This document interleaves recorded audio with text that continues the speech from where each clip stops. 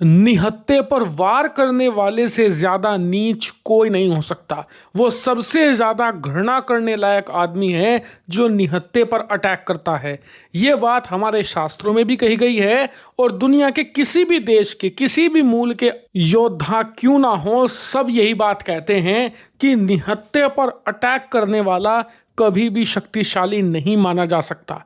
यह बात मैं क्यों कह रहा हूं, अभी आपको समझ में आ जाएगी। दरअसल सबसे पहले आप स्क्रीन पर देखिए, अमेरिका के उपराष्ट्रपति जेडी वेंस ने ऐलान किया है कि उनका देश अमेरिका इस समय विचार कर रहा है यूरोपियन देशों को टोमाहॉक मिसाइल देने की। और ये टोमाहॉक मिसाइल यूरोपियन देशों के लिए नहीं है, ये मिसाइल दी जाएगी यूक्रेन को। जी हां, अमेरिका इनडायरेक्टली यूक्रेन को long range Tomahawk missile provide कराने जा रहा है। और यकीन मानिए, जेडी वेंस के इस बयान ने दुनिया भर की सरकारों को टेंशन में डाल दिया है, क्योंकि याद रखिए, टोमाहॉक मिसाइल एक लॉन्ग रेंज क्रूज मिसाइल है जो काफी ताकतवर है। और इस मिसाइल का यूक्रेन के हाथों में पड़ना मतलब दुनिया में सीधे सीधे तीसरे विश्व युद्ध को आमंत्रण देने के बराबर है, क्योंकि रूस पहले ही कह चुका है कि अगर यूरोप के देश या अमेरिका किसी भी सूरत में खतरनाक हथियार यूक्रेन को देते हैं तो मतलब हम इस युद्ध में यूरोपियन देशों को शामिल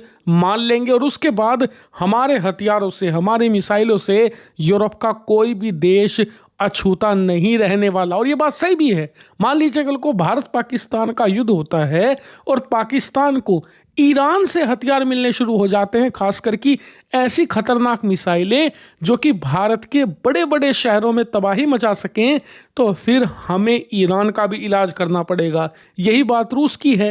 भाई, अभी तक आप छोटे मोटे हथगोले दे रहे थे, तोप दे रहे थे, थोड़े बहुत टैंक दे रहे थे, वहां तक बात सही थी।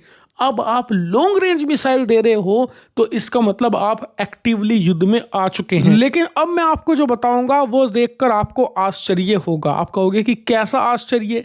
तो देखिए, मजे की बात यह है कि टोमाहॉक मिसाइल अगर यूक्रेन को मिल भी जाती है ना, तो इससे रूस का कुछ नहीं बिगड़ने वाला, उल्टा रूस का फायदा होगा। फायदा ये कि इस टोमाहॉक मिसाइल का बहाना बनाकर वो दुनिया को दिखा सकेगा कि देखिए, हमारे पास प्रॉपर कारण है कि अब हम यूरोपियन देशों पर हमला कर सके, क्योंकि नाटो के देश एक्टिवली युद्ध में उतर चुके हैं। और वो अपने देश की जनता को भी अब दिखा सकते हैं कि देखिए, यूरोप के देश ऐसी मिसाइलें दे रहे हैं जो बहुत खतरनाक है यूक्रेन को, इसीलिए वो सीधे सीधे युद्ध में हैं, वो हमारे देश को नुकसान पहुंचा रहे हैं। इसीलिए पोलैंड, लिथुआनिया, यहाँ तक कि इस्टोनिया, इन सभी देशों पर हमें अटैक करके कब्जा करना होगा।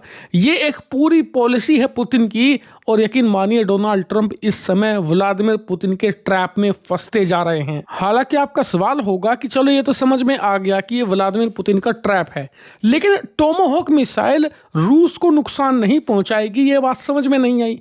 तो वो भी मैं आपको बताता हूं। देखिए, इस बात में किसी को भी शक नहीं है कि अमेरिका की सेना बहुत ताकतवर मानी जाती है और एक्चुअली बहुत ताकतवर है भी।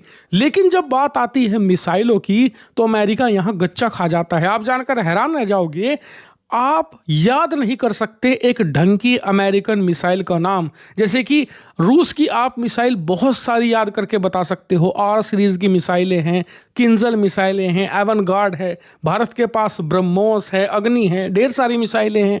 चीन के पास भी डोंगफेंग नाम की बहुत सारी मिसाइलें हैं। लेकिन अमेरिका की मिसाइल का नाम अगर मैं आपसे पूछूं तो आप में से 90% एक का भी नाम नहीं बता पाएंगे।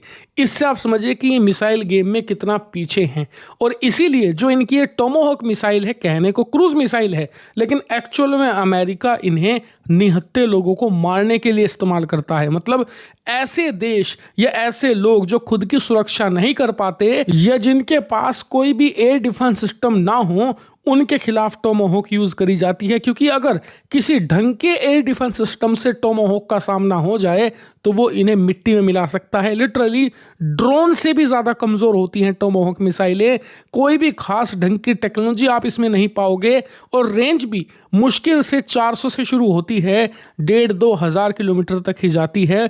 वो भी तब जब कोई डिफेंस सिस्टम रास्ते में ना टकरा जाए। और इसीलिए आप स्क्रीन पर देखिए रूस ने क्या बयान दिया है टोमाहोक के जवाब में। इन्होंने कहा है कि टोमाहोक चाहे आप कितनी भी दे लो यूक्रेन को, हमारे सामने स्ट्रेटेजिकली ये कोई भी सिग्निफिकेंस नहीं रखती, ये हमारा कुछ नहीं बिगाड़ सकती, लिटरली रद्दी हथियार हैं। हालांकि आप कहोगे कि रद्दी हथियार हैं तो अमेरिका दे क्यों रहा है, तो जवाब है कमाई। अमेरिका आप जानते हैं कि इस घटिया सी मिसाइल को 2.5 से लेकर 3 मिलियन डॉलर की यानी करीबन 30-35 करोड़ की एक मिसाइल देगा यूरोपियन देशों को। और ये कितनी महंगी है इससे अंदाजा लगाइए कि दुनिया की जो बेस्ट क्रूज मिसाइल है, जिसमें भारत की ब्रह्मोस, रूस की जो ओनिक्स है, ये मिसाइलें 8-10 करोड़ की आ जाती हैं।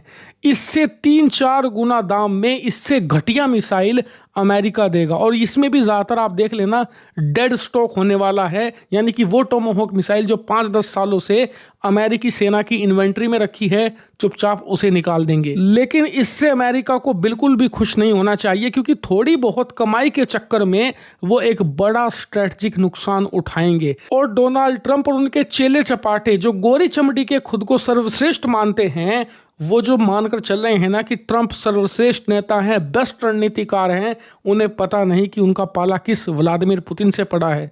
व्लादिमीर पुतिन ने इस समय ट्रंप और अमेरिका के चारों तरफ अजगर वाली कुंडली डालनी शुरू कर दी है। और अजगर की कुंडली की खतरनाक बात यह होती है कि वो जब एक शिकार के चारों तरफ डलती है ना, तो उसे लगता है कि वो कंट्रोल में है। अजगर उसका कुछ नहीं बिगाड़ सकता, काट नहीं सकता, अजगर के पास जहर नहीं होता। लेकिन जब अजगर अपनी कुंडली पूरी करता है ना, तब शिकार को पता लगता है कि वो ऐसे डेडली ट्रैप में फंस चुका है जिससे बच पाना असंभव है।